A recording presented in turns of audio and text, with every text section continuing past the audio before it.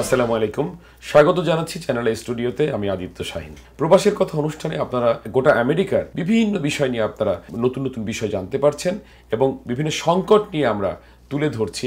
মানুষ এখানে কি সংকট, কি সম্ভাবনা, কি প্রাপ্তি অপ্রাপ্তির মধ্যে আছে। আজ আমরা এখানকার মানুষের নতুন যে সংকট, সেই সংকটটি নতুন উঠে আসা একটি সংকট নিয়ে কথা বলবো। সেটি হচ্ছে আইনগত জটিলতা, অর্থাৎ ইমিগ্রেশন নিয়ে মানুষ কি কি সংশয়, কি কি প্রশ্ন এবং কি কি আতঙ্কের মধ্যে আছে, সে বিষয়গুলো নিয়ে আপনাদের সঙ্গে একটু আলোচনা করব। আজকে আমাদের স্টুডিওতে আছেন অ্যাটর্নি জনাব খায়রুল বাশার। জনাব খায়রুল বাশার, আপনাকে স্বাগত জানাচ্ছি আমাদের স্টুডিওতে। ধন্যবাদ। দর্শকদের অনেক প্রশ্ন আপনাদের কাছে, বিশেষ করে বর্তমান সময়ে এখানে আমরা যেটা বলি যে আনডকুমেন্টেড মানুষ যাদের কাগজপত্র নেই, তারা ছাড়াও বিভিন্ন স্ট্যাটাস নিয়ে যারা আছে, তারাও যেন একরকমের সংশয়, একরকমের সন্দেহ, একরকমের আতঙ্কের মধ্যে সময় অতিবাহিত করছে। আপনারা আপনাদের জায়গা থেকে মানুষকে যতটা সম্ভব বোঝানোর চেষ্টা করছেন। আপনি যদি বর্তমান সময়টি সম্পর্কে একটু অ্যাড্রেস করেন যে আসলে সব ধরনের মানুষের কি সংশয়গ্রস্ত হওয়ার কোনো কারণ আছে, নাকি একটি নির্দিষ্ট সংখ্যক মানুষই সংশয়গ্রস্ত হতে পারে সরকারের নতুন যে ইন্টারভেনশন সেই কারণে, আপনি যদি একটু বুঝিয়ে বলতেন।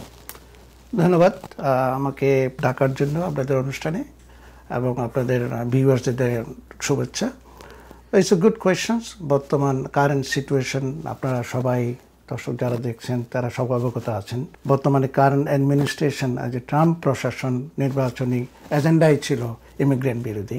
সো ইমিগ্রেন্ট বিরোধী মানে সব লিগাল ইমিগ্রেন্ট বিরোধী না, যারা আনডকুমেন্টেড এবং যারা ক্রাইমের সাথে ইনভলভ, যারা আনডকুমেন্টেড অ্যান্ড ক্রাইমের সাথে ইনভলভ, তারাই ছিল ওদের এই প্রশাসনের টার্গেট। এখন বর্তমানে ধরেন অনেকে অ্যাসাইলাম করার পরে, আমি অ্যাসাইলাম কেন বলছি এটা পরে আসবো ওই বিষয়ে, অ্যাসাইলাম করার পরে ওদের ডিনাই হয়ে যায় কাজ, অ্যাপ্লিকেশন ডিনাই হওয়ার পরে আপিলে হেরে যায়, আপিল যাওয়ার পরে বিআইএ এবং হাইকোর্টে যত সুপ্রিম কোর্ট পর্যন্ত যাওয়ার পরে ওদের কেসটা ডিনাই হয়ে যায়, তখন ওদের অর্ডার হয় চলে যাওয়ার জন্য ডিপোর্টেশন। এখন ডিপোর্টেশন অর্ডার যখন হয় তো ওরা যায় না, 1%, 2% যায়, ম্যাক্সিমাম লোক যায় না, তারা তখন আনডকুমেন্টেড হয়ে যায়। আবার এদের মধ্যে অনেকে ক্রাইমের সাথে ইনভলভ হয়ে যায়। ক্রাইমের সাথে যাদের ইনভলভ, ওরা হচ্ছে বর্তমান অ্যাডমিনিস্ট্রেশনের ফার্স্ট টার্গেট। ওরা আপনি দেখেন বাংলাদেশে যে কয়েকজনকে অ্যারেস্ট করেছে, ওরা নিশ্চয়ই ক্রাইমের সাথে ইনভলভ ছিল। অনেকে আমার জানা মতে সেক্স অফেন্ডার আছে, মাইনরের সাথে সেক্স করে 3 ইয়ার্স ইনকারসেশনে ছিল। আসার পরে ওদের ওদের যদি গ্রিন কার্ডও হয়, ওদের ডিপোর্ট করা হবে, এদের সংশয়ের কারণ আছে।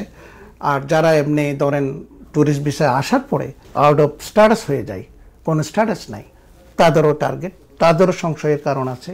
এবং অনেক স্টুডেন্ট, স্পেশালি স্টুডেন্টরা যারা এখানে আসার পরে স্টুডেন্ট ভিসা নিয়ে আসার পরে তারা কন্টিনিউ করে না এবং তারা আউট অফ স্ট্যাটাস যখন হয়ে যায়, তাদের স্টুডেন্ট স্ট্যাটাস টার্মিনেটেড হয়ে যায় এবং তারাও টার্গেট। তাদের কোনো যদি অ্যাসাইলাম যদি করা থাকে, কোনো একটা অ্যাপ্লিকেশন করা থাকে, কোর্টের সাথে যদি একটা প্রসিডিংয়ে থাকে, দ্যাটস সেফ। তাহলে এই শ্রেণীর মানুষগুলো আমি মনে করি সংশয়ের অবশ্যই কারণ আছে। এই যে সংশয়, নানান রকমের, এই যে আপনি বললেন যে আসলে প্রকৃতপক্ষে যারা অপরাধী আর কি, যারা শুধু ইমিগ্রেশন নিয়ে অপরাধী তাই নয়, বরং অন্যান্য অপরাধী যারা সিভিল ক্রাইম যারা করেছে, তারাও আসলে এই সময় এসে অপরাধের শাস্তি হিসেবে তারা ডিপোর্ট হয়ে যেতে পারে। তবে একটা প্রশ্ন হচ্ছে যে রেগুলার যে প্রক্রিয়াগুলো ছিল, অর্থাৎ আমাদের ইমিগ্রেশন পারপাসে যারা অন্যান্য ক্যাটাগরিতে যারা অ্যাপ্লাই করতো ভিসা পাওয়ার জন্য, অর্থাৎ এখানে গ্রিন কার্ড পাওয়ার জন্য, ধরা যাক EB1, EB3, EB2, even asylum কেসগুলো, এই কেসগুলোতে কি বর্তমান সময়ের এই নানামুখী চাপ, নানামুখী তৎপরতার কারণে এই কেসগুলোতে কোনো পরিবর্তন এসেছে কিনা? অ্যাসাইলামে একটু পরিবর্তন এসেছে। আর আপনি যে এক্সট্রাঅর্ডিনারি এবিলিটি ক্যাটাগরি যেগুলো আছে, EB1 বলেন, EB2 NIW বলেন, এগুলোতে এখনও কোনো চেঞ্জ আসেনি। আর EB3 যেটা বললেন আনস্কিল, এটা ইট টেক্স 5 ইয়ার্স, ওইটাতেও কোনো পরিবর্তন আসেনি। H1Bতে আসছে, H1Bতে পরিবর্তন আসছে, ওটা এক্সট্রা স্ক্রুটিনি হবে যেহেতু অনেক ফ্রড ইনভলভ ছিল লাস্ট ফিউ ইয়ার্স। তারপর বাকিগুলা লিগাল প্রসিডিউর কোনো চেঞ্জ আসেনি। আরেকটি ভিসার কথা বলা হচ্ছে যে গোল্ড ভিসা, এই সম্পর্কে যদি আপনি যদি একটু বলতেন আর কি। Well, gold visa was declared by president, বা 5 মিলিয়ন যারা ইনভেস্ট করবে তারা এখানে সরাসরি, এটা এখনও এটা সাউন্ড বাইট আমি যদি বলি, আপনি যদি মনে করেন, এখনও এই কোনো সার্কুলার আসেনি এবং কংগ্রেসে এটার উপর কোনো বিলও পাস হয়নি এখনও। সে মেবি অন দ্য প্রসেস, আমরা জানি না এখন, এটা কোনো রেগুলেশন বা কিছু আসেনি এখনও। একটি বিষয় আমরা জানতাম যে আগে এখানে যে ইনভেস্টমেন্ট কোটা যেটি ছিল, সেখানে এখন যে অ্যামাউন্টের কথা বলা হচ্ছে তার চেয়ে অনেক অল্প অ্যামাউন্টেই এখানে ইনভেস্টমেন্ট কোটায় মানুষ অ্যাপ্লাই করতে পারত, অর্থাৎ $5 লাখ সমপরিমাণ বিনিয়োগ করে এখানে। কিন্তু এখন তো সে মিলিয়ন কিংবা অনেক বেশি বলা হচ্ছে। তাহলে $5 লাখ সমপরিমাণ বিনিয়োগ করে কি এখানে ইনভেস্টমেন্ট কোটায় একজন গ্রিন কার্ডের জন্য আবেদন করতে পারবে? ওয়েল, এটা ছিল EB5 ক্যাটাগরি। EB5 ক্যাটাগরিতে যেটা আগের এটা 1990-তে ইনঅ্যাক্ট হয় কংগ্রেস। তো এটা 500,000 5 লাখ যেটা বলছেন $, টু 1 মিলিয়ন 800+। তো এখনও it is active, it's good ল। এটা 500 নাই, এখন এখানে 800,000 ডাইরেক্ট ইনভেস্টমেন্ট। আগে ছিল আপনার রিজিওনাল সেন্টারের আন্ডারে 500 যেটা ছিল 500,000, এখন 800,000 অলমোস্ট। এটা আপনার এখনও এটা আছে, it's still good law. But এটা আপনার আমাদের বাংলাদেশের জন্য ইজ ভেরি ডিফিকাল্ট। এই জন্য আপনি বাংলাদেশ থেকে লিগালি কোনো ট্রান্সফার, আপনি টাকা ডলার ট্রান্সফার করতে পারবেন না, নাম্বার 1। সেকেন্ডলি হচ্ছে source of fund has to be legitimate fund. আপনার ট্যাক্স থাকতে হবে, হোয়াইট মানি থাকতে হবে।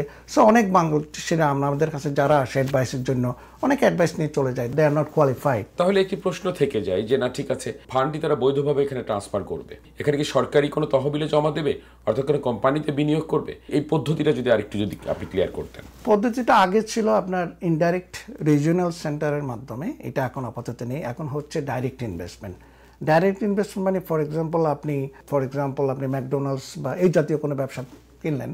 এটা কেনার পরে আপনার টাকাটা যখন আপনি ইনভেস্ট করবেন, এ হ্যাজ টু মানি বা আমেরিকায় থাকতে হবে, একটা আপনার এসক্রো অ্যাকাউন্টে থাকতে হবে, টাকাটা আপনার দেখাতে হবে you have the money. At the same time যখন অ্যাপ্লাই করবেন, ওই টাকাটা source, all chain of document সব লাগবে।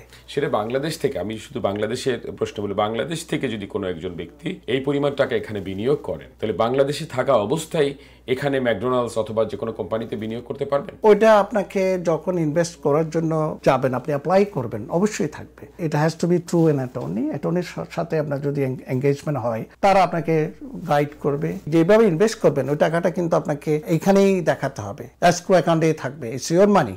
আপনার এসক্রো অ্যাকাউন্টে টাকাটা অ্যাভেলেবল, এবং টাকাটা আপনি কেমনে আপনি ট্রান্সফার করবেন, দ্যাটস ইউর রেসপন্সিবিলিটি। তো আমাদের বাংলাদেশ থেকে দ্যার ইজ নো ওয়ে আপনি ডলার ট্রান্সফার করতে পারবেন। সুতরাং বাংলাদেশ থেকে কেউ যদি ইনভেস্ট করতে চায়, এটা টোটালি ইম্পসিবল, এটা হচ্ছে না। থার্ড কান্ট্রি থেকে হচ্ছে, যেমন অনেক বাংলাদেশের সিটিজেন দুবাইতে তারা বিজনেস আছে, লিগাল বিজনেস, তারা পাচ্ছে, হংকংকে আসে, এদের জন্য সুবিধা। কিন্তু বাংলাদেশ থেকে ইটস কোয়াইট ইম্পসিবল। এটি অত্যন্ত গুরুত্বপূর্ণ একটি বিষয় যেটি বলেছেন, যে বাংলাদেশ থেকে এটি আসলে সহজে এখন কোনোভাবে সম্ভব না। অন্য দেশের মাধ্যম হয়ে যদি সে চেষ্টা করে, সেটি আলাদা একটি ব্যাপার। আরেকটি প্রসঙ্গে যেতে চাই, বিশেষ করে এখানে বাংলাদেশি অ্যাটর্নি বেশ অনেকজন আছেন এখানে, পাশাপাশি প্যারালিগাল রয়েছে। এই নিউ ইয়র্ক শহরে অনেকেই যারা বাংলাদেশে এই পেশা এখানে এসে তার একটি ছোট্ট কোর্স করে এই পেশায় নিয়োজিত হচ্ছেন। তারপরেও বাংলাদেশের মানুষ এই শহরে ঠিক আইনগত ব্যাপারে ইমিগ্রেশনের সহায়তার প্রশ্নে নানানভাবে প্রতারিত এবং ধূম্রজালের মধ্যে পড়ছে, এরকম তথ্য আমাদের কাছে আসছে। এ ব্যাপারে আপনি কি বলবেন? ওয়েল, এটা সবসময় হয়ে আসছিল, নট অনলি আমাদের বাংলাদেশের কমিউনিটি। আপনি হিসপানিক কমিউনিটিতে যান, আপনি দেখবেন ওদের অনেক বেশি আমাদের চেয়ে। তো এটা অ্যাটর্নি জেনারেল অফিস থেকে অনেক সময় এটা ইনভেস্টিগেট করে যদি এরকম কমপ্লেন পায়, ওরা এসে ওটা হয়তোবা লাইসেন্স ক্যান্সেল করে, হয়তোবা ওরা অ্যারেস্ট করে। তো আমার জানা মতে ফিউ ইয়ার্স এগো নিউ জার্সিতে অ্যাটর্নি জেনারেল এরকম ইনভেস্টিগেশনের ভিত্তিতে প্রায় 170 জনকে অ্যারেস্ট করেছিল এবং লাইসেন্স ক্যান্সেল করেছিল।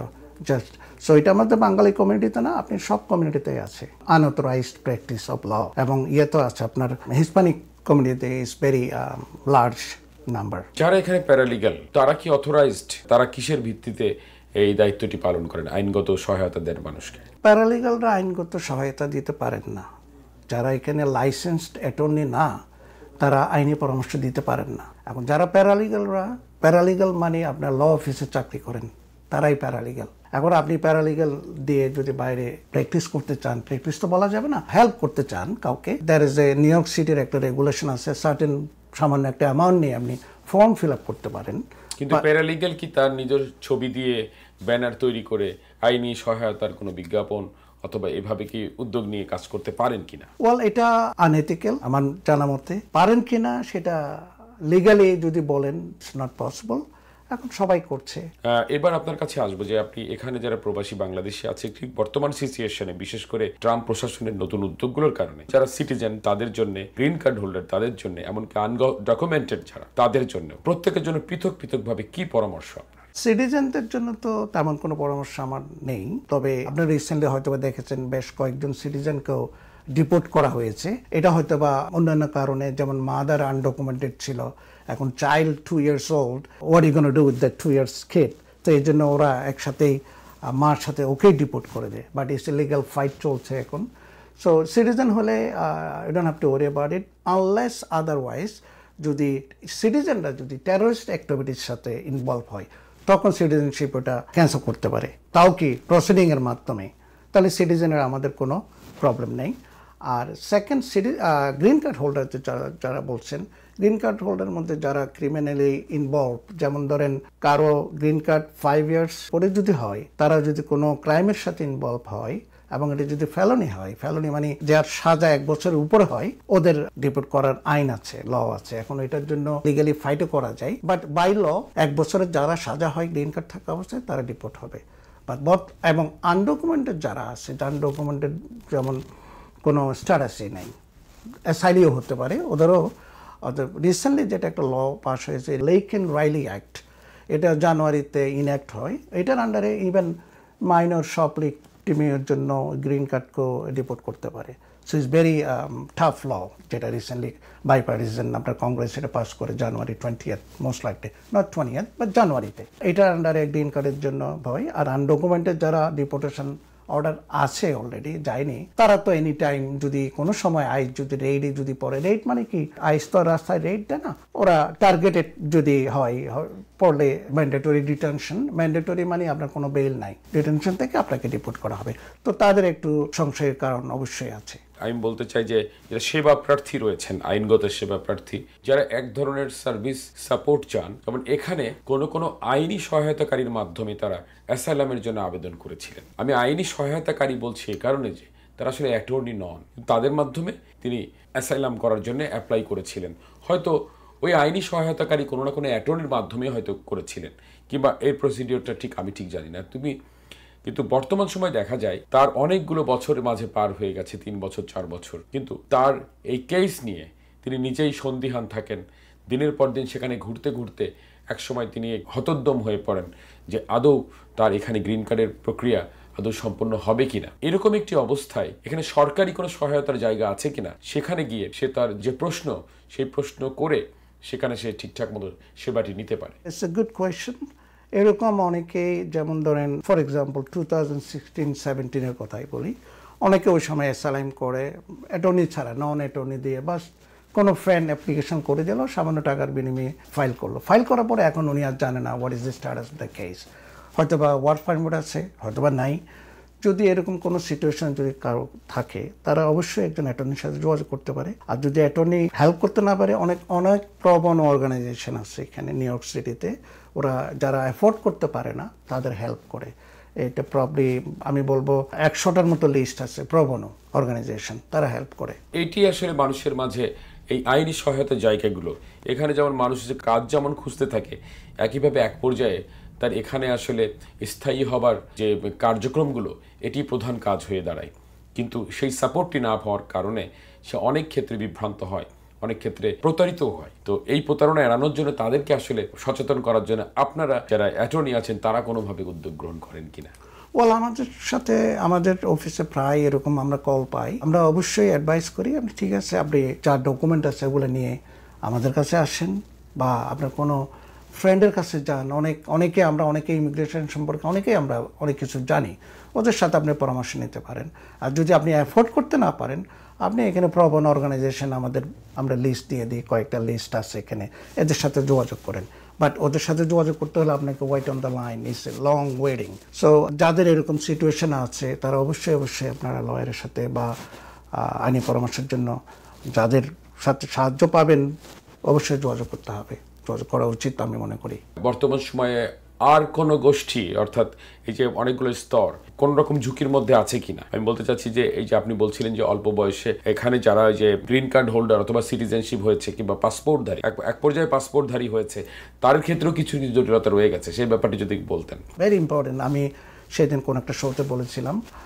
তো এটা হচ্ছে ধরেন যারা ডেরিভেটিভ চাইল্ড, যারা ডেরিভেটিভ সিটিজেন হয়, প্যারেন্টদের সাথে আসার পরে আন্ডার 18 মাইনর অবস্থায় আসে, আন্ডার 18-এ থাকা অবস্থায় তারা সিটিজেন হয়। সিটিজেন কেমন হয়? ডিরাইভ ডেরিভেটিভ, শুধু পাসপোর্ট পায় ওরা, সার্টিফিকেট অফ সিটিজেনশিপ ওদের হয় না। তো নো প্রবলেম, ওরা পাসপোর্ট নিয়ে এটা রিনিউ করতে পারে আনটিল এনি প্রবলেম অ্যারাইজ। ততক্ষণ পর্যন্ত ইউর গুড, আপনি পাসপোর্ট রিনিউ করতে পারবেন। পাসপোর্ট রিনিউ মানে you're citizen, you're permitted to travel outside of the USA. Okay, তো আমি একটা কেস হিস্ট্রি দিয়ে আপনাকে বলতে পারি, রিয়েল এক্সাম্পল। আমার এক ক্লায়েন্ট আমার কাছে আসছে আর কি, ও আসছে ধরেন when he was 3 years old, প্যারেন্টসের সাথে আসছে, তো ইমিগ্রেন্ট হয়ে আসছে। তো প্যারেন্টসরা যখন সিটিজেন হয়ে যায়, সেও অটোমেটিক সিটিজেন হয়। প্যারেন্টসরা কিন্তু ওতে যায়, সিটিজেনশিপ সার্টিফিকেট পায়। এরা যেহেতু মাইনর, ওরা অটোমেটিক ডেরিভেটিভ হিসেবে সিটিজেন হয়, বা ওরা কখনো ওতে যায় না, ওরা ওত হয় না, ওরা শুধু পাসপোর্টটা পায়। ওকে, পাসপোর্ট পাইলে ইউএস সিটিজেন। এখন আপনি you can renew it unlimited time, যতবারে, যদি কোনো প্রবলেম না হয়। তো এই কেসে এই ক্লায়েন্টের আমার ওর মাদার মারা যায় বিফোর হি টার্ন 18, তারপর ফাদার তাকে অ্যাবান্ডন করে সেকেন্ড ম্যারেজ করে, পরে সে অ্যাডাল্ট হয়ে সে বিয়ে করলো। বিয়ে করার পরে তার ওয়াইফের জন্য সে অ্যাপ্লাই করলো, হি ইজ সিটিজেন। এখন তার একটা বাচ্চা হয়, বাচ্চা হওয়ার পরে বাংলাদেশে, বাচ্চা হওয়ার পরে তখন সে এমবেসি থেকে বাচ্চার বার্থ সার্টিফিকেট, আপনি জানেন কোন সিটিজেনের বাচ্চা যদি বাংলাদেশে বর্ন হয়, দে বিকাম সিটিজেন। সে যখন এমবেসিতে যায় তখন তার সিটিজেনশিপ সার্টিফিকেটটা চেয়ে বসছে। এখন সে এটা তো কখনো নেয় নেই, এখন তার বাচ্চা আনতে পারছে না, এবং এসে তখন সে অ্যাপ্লাই করলো সিটিজেনশিপ সার্টিফিকেটের জন্য। He is 24 right now. এখন ফর্ম হচ্ছে N600, ওই ফর্মের নাম। তো ওইটা অ্যাপ্লাই করার পরে একে ডিনাই করে কারণ তার ফাদারে কোনো ইনফরমেশন দিতে পারছে না, কোনো ডকুমেন্ট দিতে পারছে না। ডকুমেন্টে শো করতে হয় আপনি আনটিল 18 আপনি এই কোনো একটা ইউএস সিটিজেনের প্যারেন্টের কাস্টডিতে ছিলেন, সে এখানে এটা প্রুভ করতে পারছে না। তো আমাদের কাছে আসার পরে আমরা হেল্প করলাম, এটা একটা রিয়েল। এখন হি ইজ ইন ট্রাবল। আর কোনো কারণে যদি কোনো বাইরে গিয়ে যদি আপনার পাসপোর্ট হারিয়ে ফেলেন, তখন আপনি how you gonna prove that you are citizen? আপনার কোনো সিটিজেনের প্রুফ নাই, ইউ আর ন্যাচারালাইজ সিটিজেন। তখন আপনার প্রবলেম হবে, তখন আপনাকে ফেডারেল কোর্টে লিটিগেট করতে হবে, ইটস এ লেংথি প্রসেস। এটা একটা গেল। সেকেন্ড হচ্ছে, এখন আমরা খবর পাচ্ছি রিসেন্টলি, একদম রিসেন্ট, পাসপোর্ট রিনিউ হচ্ছে না অনেকের। এখন ওরা হচ্ছে তারপর N600 বা ওই কপিটা দাও, সিটিজেনশিপ সার্টিফিকেট। এখন তো ওরা নেয়নি, ওরা বলছে আমাদের কোনো দরকার পড়ে না, কখন সময় দরকার হয় না, এটা দরকারই নেই। বাট এট সার্টেন পয়েন্ট কোনো সময় লাইফ টাইমে এটা আপনার দরকার হবে। তো এই জন্য আমি অ্যাডভাইস করি, এই সিচুয়েশনে যারা আছে, আপনার ভিউয়ার্স, আপনার চ্যানেলের মাধ্যমে, অনুষ্ঠানের মাধ্যমে, অবশ্যই এটা ভেরি ইম্পর্টেন্ট ইস্যু। আমাদের যারা ডেরিভেটিভ চাইল্ড, ডেরিভেটিভ সিটিজেন যারা হয়, তারা যাতে সিটিজেনশিপ সার্টিফিকেটের জন্য অ্যাপ্লাই করে ওটা নিয়ে নেয়। প্রিয় দর্শক, আমরা অ্যাটর্নি খায়রুল বাশারের কাছে শুনছিলাম অত্যন্ত গুরুত্বপূর্ণ কিছু বিষয়। আমরা সিটিজেন থেকে শুরু করে একেবারে আন্ডার ডকুমেন্টেড পর্যন্ত প্রত্যেকের ক্ষেত্রে কোন কোন সতর্কতা এবং কোন কোন বিষয় অবলম্বন করা উচিত এবং কারা বর্তমান সময়ে সত্যি সত্যি ঝুঁকিপূর্ণ, এই সব কিছু বিষয়ে তিনি খুব সবিস্তারে বললেন। একইভাবে যারা আইনি সহায়তা চান, তারা কোনো অ্যাটর্নির মাধ্যমে যেসব বিনামূল্যে সরকারি সহায়তার জায়গা রয়েছে, সেই সব জায়গা থেকে আপনারা নিজেদেরকে প্রতারণা হওয়া থেকে বাঁচাতে এই জাতীয় সহায়তা নিতে পারেন। প্রিয় দর্শক, শেষ করবো আজকের প্রবাসীর কথা অনুষ্ঠান। দেখা হবে আগামী পর্বে এই সময়ে চ্যানেল আইতে। সে অবধি সবার জন্য শুভকামনা।